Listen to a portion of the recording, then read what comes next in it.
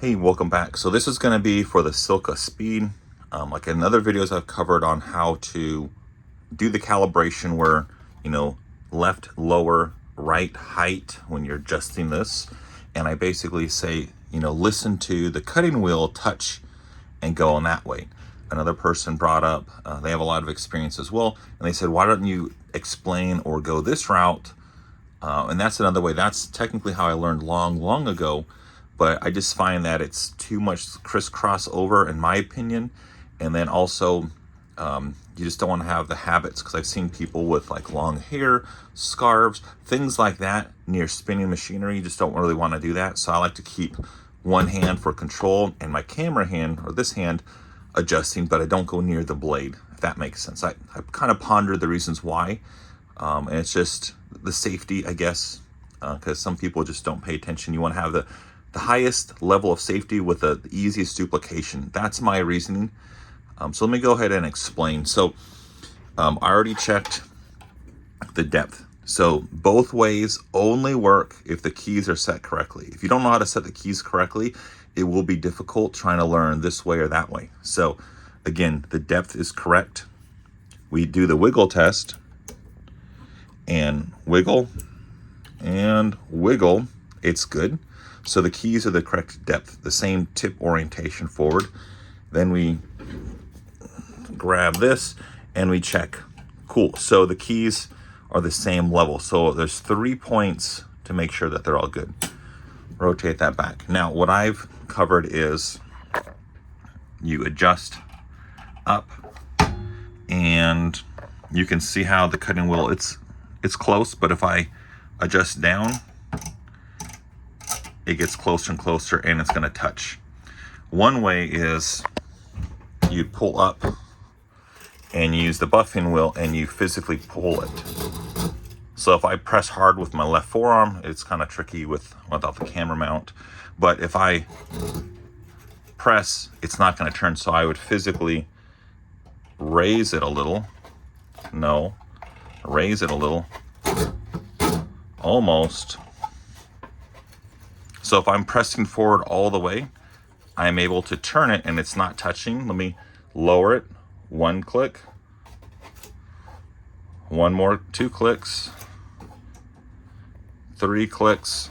Let me get better. There we go. So now it's too tight. Let me raise it. Cool. One more. Okay, that's good. So that noise. So if I'm pressing hard with my forearm on this side, it's touching. And for good measure, I would lower just 1 extra click. And that's good. But then also pointing out the noise from here could distract from the noise of the buffing wheel or the cutting wheel itself. So that could be one issue. Again, if you're paying attention to details, that would suffice. I can feel the vibration. I can hear it. It's a different noise. But for someone that's new, maybe doesn't have attention to detail, like a skill set, like the teacher or the trainer, they might miss that. They wouldn't do anything bad. They just wouldn't cut deep enough. They have to go back a second time. So it's not bad. It's better than like them trying to start cutting when it's like super deep already. So it's not bad. It's just, it might take a second attempt. In the long run, they would actually learn and get better when it comes to controllability, doing the multiple passes, and also patience. So technically, I would say that's good. So let me go ahead and raise it. So what I like to do is, so we get back to that, what I'll do is I'll turn this on and I'll have you listen to the sound. I want to hear the sound. Essentially, when the tracer's touching, it won't make a sound. When the cutting wheel's touching, it'll make a sound. And I want to drag. So if I go from here to here, these are kind of already pre-cut keys from the Silca, it looks like. These are miscuts from previous, but not for me. Ooh. But if I go look at the tracer, if I drag from here to here, and I hear basically the same noise or the same, I guess, intensity of that cutting, that means that these key blades are going to be, again, uniform. So the 3-part series, great. So I'm going to go ahead and turn it on. And we already hear the noises. We hear a noise from the buffing wheel. Okay. So I'm going to raise it.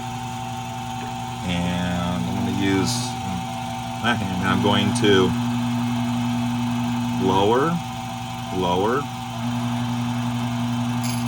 Okay. And I'm going to do one extra. Well, let's just listen. So if I drag, cool, it's the same noise. So I would feel comfortable cutting that, and I would go through.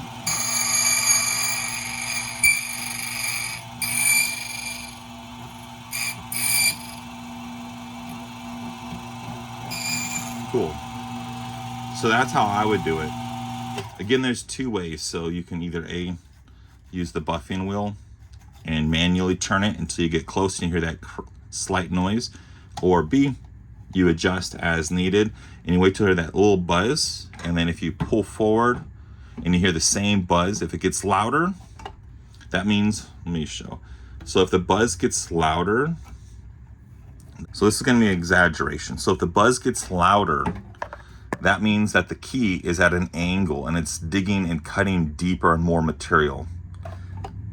So that's where that sound test and going across helps. If it's the same, that means it's flat. Now let's say it's the opposite, and let's say it's, you start cutting and then it gets quieter. That means, again, this is exaggeration.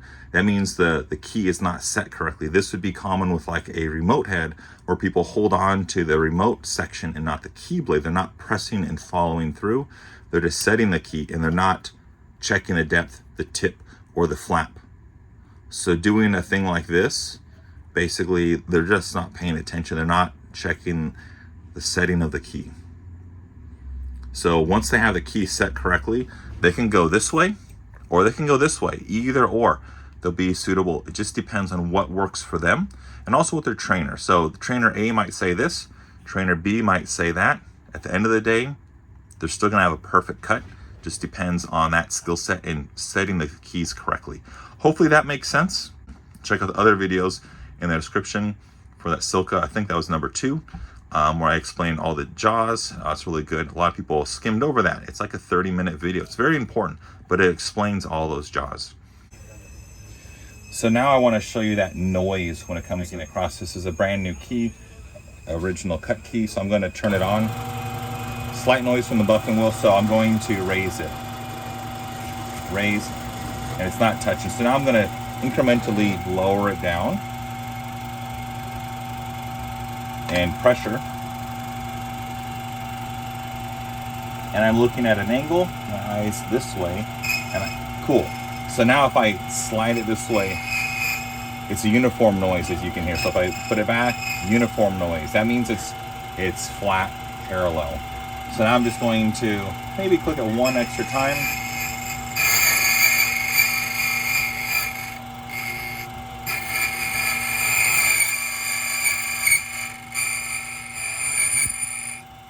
And then I backtrack on the tip.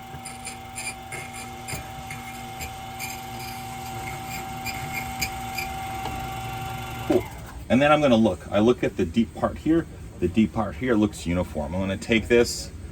This is this location's scraper or wedge. I'm going to do that. Again, I'm going to put this key back in, slide it on the A jaw, put the spacer in. Again, I'm pressing forward and down, tighten. Then I'm going to flap test. Uniform, cool. Put that back. I'm going to raise it again to be extra safe, just in case. So I'm going to look at it. I'm going to raise it. And again, I'm going to start from here. And can you see this? So I'm going to lower. Slight noise and one extra click. Uniform noise.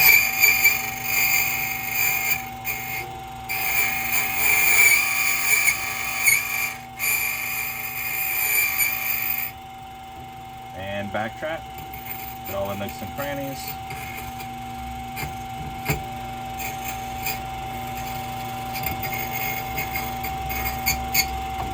Cool. And I take this out. I'm going to buff it.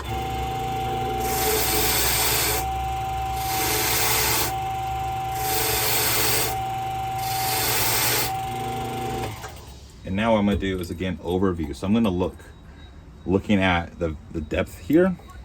So I'm gonna line it up. I can do it like so. And then again, I have a video on that. So basically look at that and angle. Does that look good? Does that look good? Cool. My perspective off camera. Yes, it looks good. Cool. And we're done. Thanks, guys.